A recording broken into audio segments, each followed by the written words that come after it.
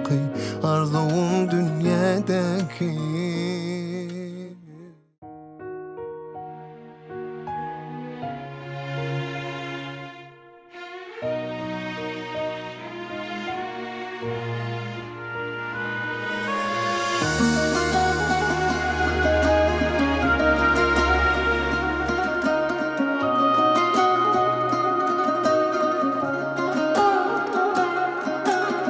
Sözlerin dolup durmana, sesin melhem bolyacana.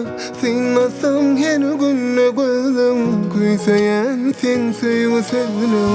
Yürek kuysan vakti yeni, seni yanım barcak yedim.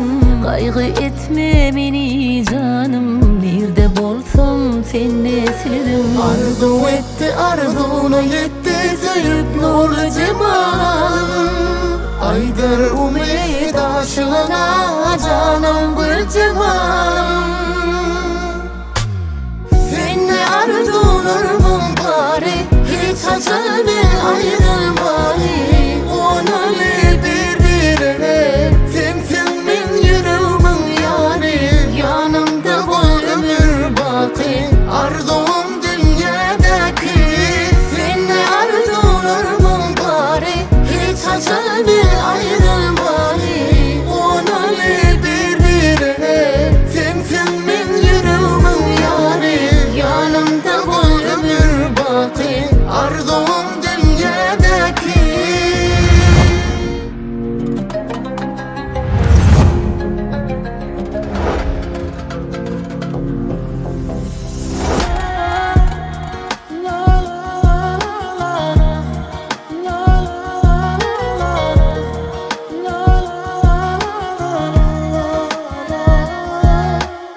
Yadıma düşen mahalım, barda da bol ya hüvüsüm.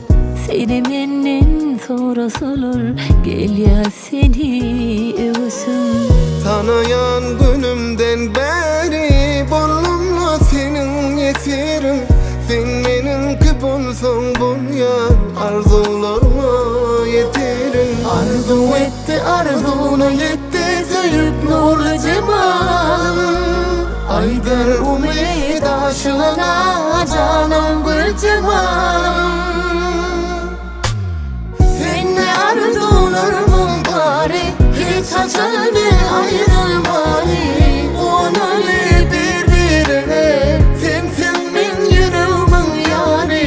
Yanımda bol ömür baki, arzum dünyadaki. Seninle arzularımın bari, hiç açılma ayrılmayı. Onu birbirine, sensin ben yüreğimin yari. Yanımda bol ömür baki, arzum dünyadaki.